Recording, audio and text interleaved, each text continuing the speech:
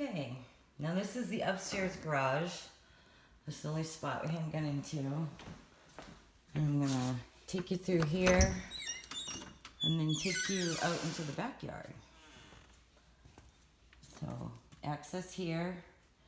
We saw the deck, nice storage, really nice. Room for 2 cars, 1 big door.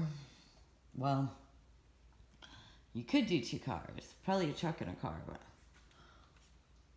I don't know if we could do 2 trucks, not sure. Your Jeep would probably fit.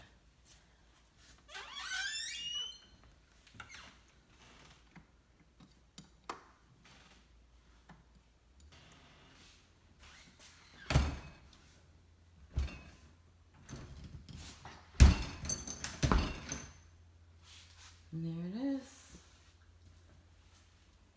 184. Let's do it.